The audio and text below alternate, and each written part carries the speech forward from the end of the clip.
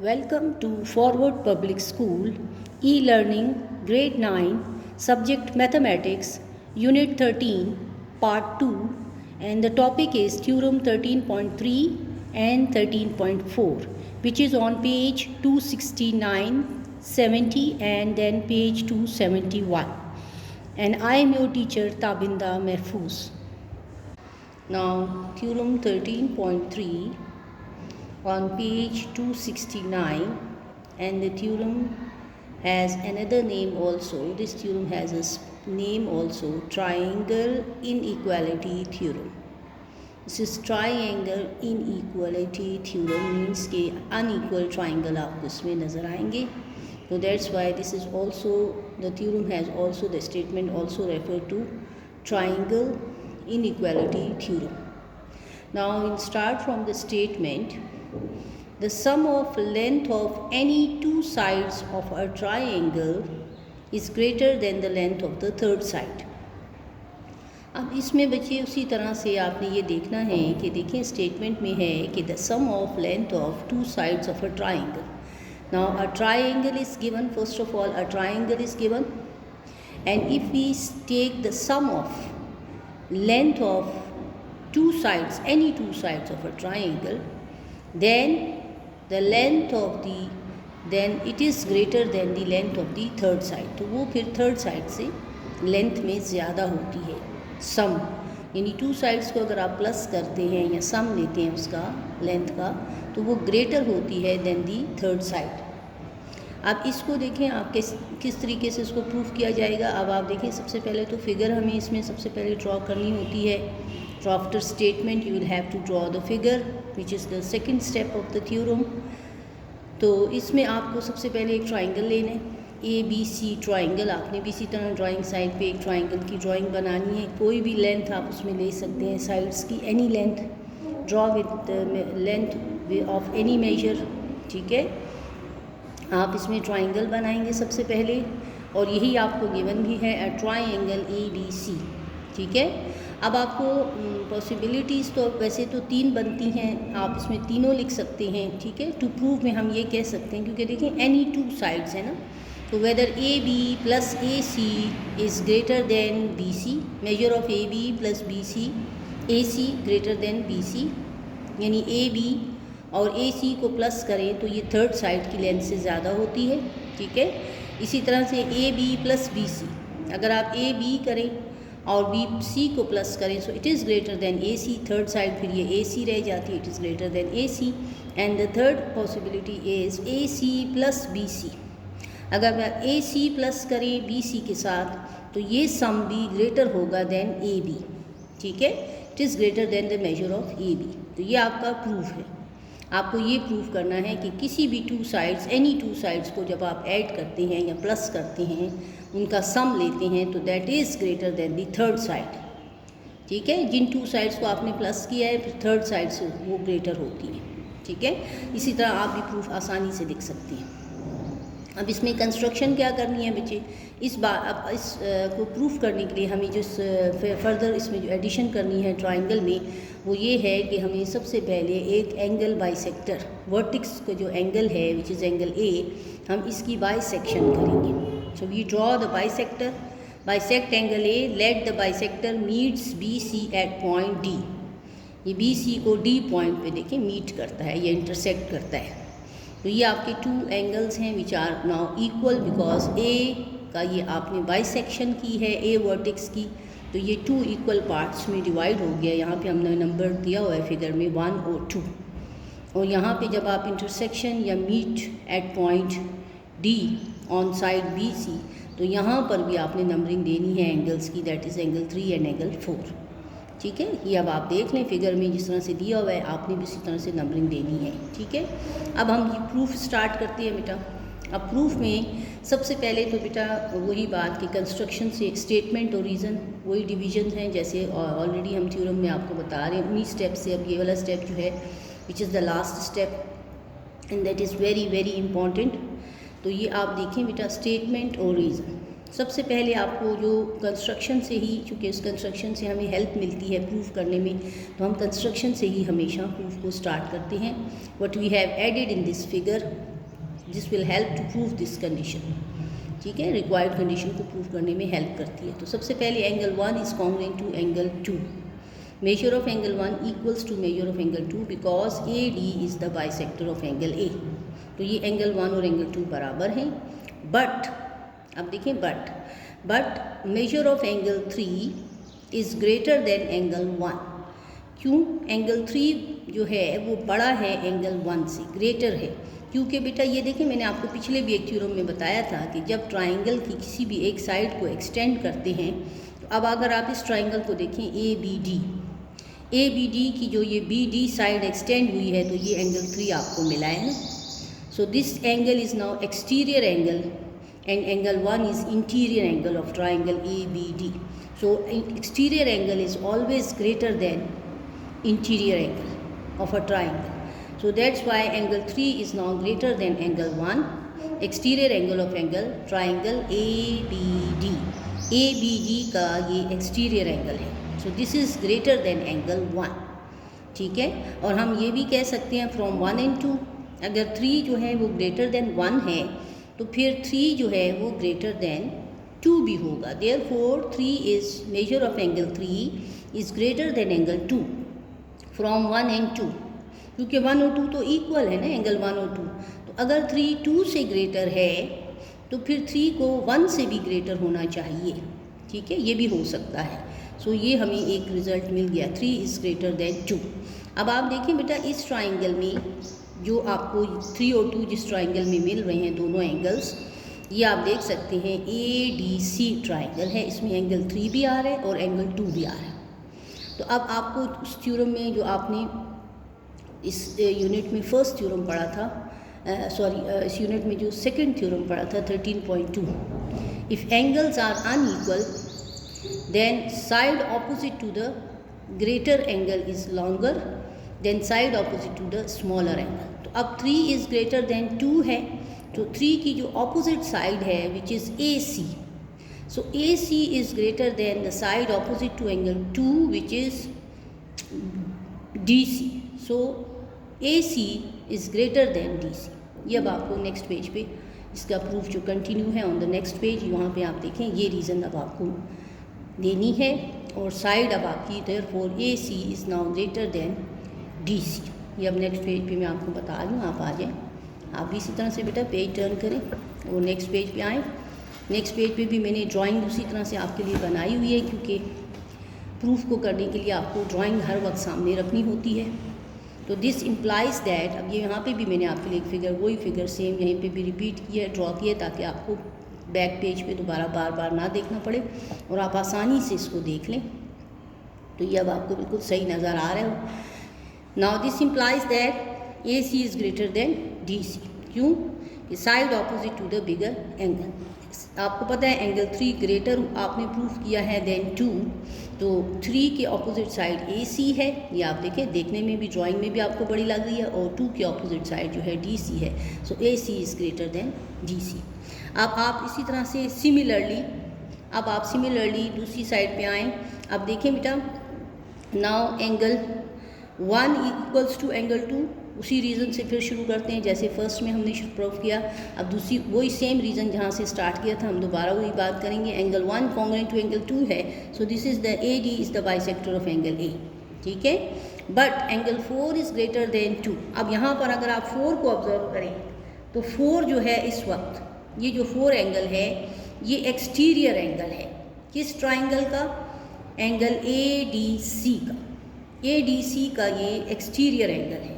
So angle 4 is greater then 2, क्योंकि ये exterior है. आउटसाइड वर्टेक्स, आउटसाइड की तरफ जब आपने इसकी ड्राइंग दिखाई है, तो ये एक्सटीरियर एंगल है एंगल 2 का.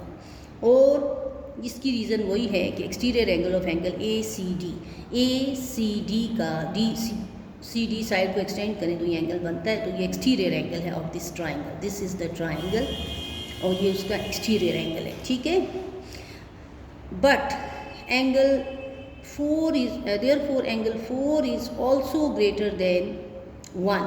तो 4 जो है फिर 1 से भी बड़ा है ना, क्योंकि 1 और 2 तो इक्वल हैं। अब ये 4 और 5 को अगर आप कंबाइन करें दोनों रिजल्ट से, आप ये थर्ड रिजल्ट फाइंड करते हैं फ्रॉम इक्वेशन 4 एंड इक्वेशन 5, ये आपको angle 4 is greater than angle 1 हो जाएगा, क्योंकि उसी तरह से 4 जो है अब 1 से बड़ा है।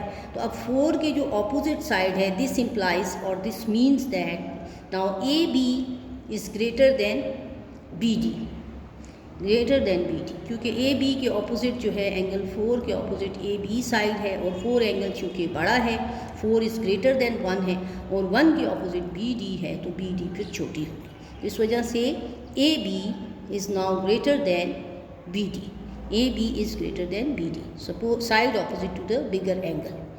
अब इसको अब इन दो सारे से अब जो अब ऑलरेडी जो हम प्रूव कर चुके हैं बेटा, अब इसी में आप लेफ़्ट को लेफ़्ट के साथ ऐड करें और राइट को राइट के साथ ऐड करें, which is in equation number left में देखें बेटा, अब आपके पास आ जाएगा ए बी, इक्वेशन 4 को लेना है, A B plus A C, equation 3 और 4 को 3 और 6 को 3 और 6 को ऐड करें आप, तो 3 की जो है ए सी प्लस ए बी या A B plus A C is greater than, greater का उसी तरह सिंबल दोनों में जैसे आ रहा है इस इक्वेशन में भी रहेगा, greater than D C plus B D plus D C, adding 3 and 6, 3 और 6 को ऐड करें तो इसका लेफ़्ट का लेफ़्ट के साथ ऐड करें बेटा, ये देखें ये लेफ़्ट को लेफ़्ट के साथ ऐड करें और राइट को राइट के साथ आप ऐड करें, तो ये आपका रिज़ल्ट आता है। अब देखिए इसमें ए बी और ए सी तो अलग अलग साइड्स हैं ना, ए बी और ए सी ये तो अलग ही रहेंगी, पार्ट्स अलग अलग साइड्स हैं, बोथ साइड्स हैं, कंप्लीट साइड्स हैं,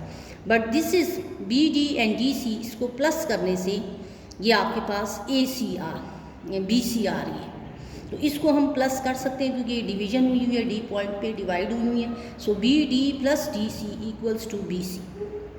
तो रिजल्ट क्या आ गया, sum of two sides A B plus A C is greater than B C, because B C is the sum of B D plus D C, जैसे figure में है, जैसे आप राइटिंग में आप रीज़न में भी लिख सकते हैं, प्रूफ में जो आप करते हैं तो रीज़न में भी ये रीज़न दे सकते हैं। ड्राइंग में तो नज़र आ रही है कि सेगमेंट्स को ऐड करें तो ये वाली साइड बनती है third side, so sum of two side is greater than the third side. Similarly we can prove that other two, जो हमने शुरू में प्रूफ में आपको 3 पॉसिबिलिटीज़ बताई थी, तो वो पॉसिबिलिटीज़ भी इसी तरीके से प्रूव हो सकती हैं।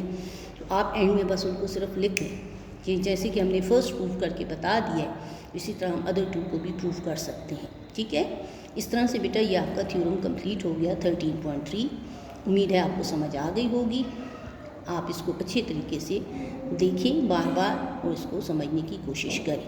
ठीक है, now theorem 13.4 and starting from the statement, from a point outside a line the perpendicular is the shortest distance from the point to the line। अब देखिए बेटा इसमें आपको स्टेटमेंट में क्या पता चल रहा है, अब from a point outside a line, यानी आपने सबसे पहले आपको एक लाइन ड्रॉ करनी है, और लाइन का आपको पता है एरो हेड्स होते हैं दोनों साइड्स पे having no end point, so you will have to draw an arrow heads on the line on both sides and write down the name for the line that is X Y. आप figure को भी साथ साथ देखें, इस statement के साथ आपको मैं फिगर भी एक्सप्लेन कर रही हूँ। तो देखिए from a point outside a line, line के आउटसाइड आपने एक पॉइंट लेना है that is K is a point outside the line X Y. ठीक है, the perpendicular is the shortest distance from point to the line. तो यहाँ से देखें के एल इज़ द परपेंडिकुलर। अब आपको के एल परपेंडिकुलर भी गिवन है, आपने सिर्फ ये प्रूफ करना है कि ये सबसे शॉर्टेस्ट डिस्टेंस है from the point to the line.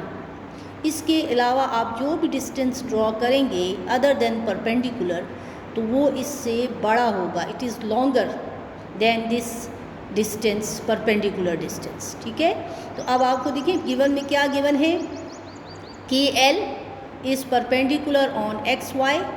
ये शॉर्टेस्ट ये जो परपेंडिकुलर डिस्टेंस जो होता है ये आपको to the line X Y, ठीक है। लाइन एक्स वाई है आपके पास, फिगर भी आप साथ साथ देखें बेटा, एक्स वाई लाइन है, के एल परपेंडिकुलर डिस्टेंस है, and where K is a point outside X Y. तो के आपको मैंने जैसे बताया कि आउटसाइड पॉइंट है, ठीक है। टू प्रूव ये करना है, major of K L is the shortest of all distances from K to x Y.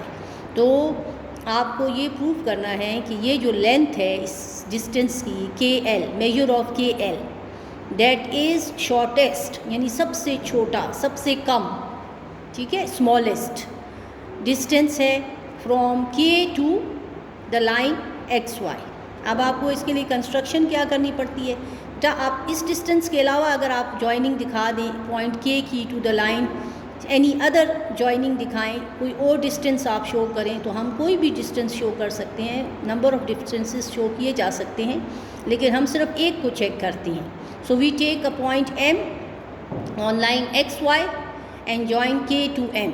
Now KM is the another distance, ठीक है। अब ये आप देख लें, take a point M on XY other than L, L के अलावा आपने कोई और पॉइंट मार्क करें इस लाइन पे XY पे और उसको ज्वाइन करें, join M to K, so triangle KLM is form. इससे फिर ये होगा कि एक तो ये डिस्टेंस आपको नज़र आएगा, ठीक है, और उसके अलावा आपको ये जो है आपको एक ट्राइंगल की ड्राइंग भी मिल जाएगी। ये देखिए बेटा, ये ट्राइंगल भी बन गया है। तो अब ये आपके पास एक राइट एंगल ट्राइंगल भी बन गया, क्योंकि राइट एंगल तो ऑलरेडी इसमें है, परपेंडिकुलर इसमें ऑलरेडी आ रहा है, एंगल 2 भी अब आपने इसमें मार्क कर दिया, ठीक है ना। तो ये आपके पास एक ट्राइंगल है। अब प्रूफ देखें बेटा, इसका बड़ा आसान प्रूफ है, आप आसानी से इसको देख लें, आपको बहुत आसानी से समझ आ जाएगी इसकी। देखिए, इन ट्राइंगल के एल एम है, मेजर ऑफ एंगल 1 जो है इक्वल्स टू 90, ये आपको गिवन है, ठीक है, परपेंडिकुलर जो है आपको गिवन है, so angle 1 is equals to 90, ये 90 डिग्री है। Angle 1 is greater than angle 2, measure of angle 1 is greater than angle 2।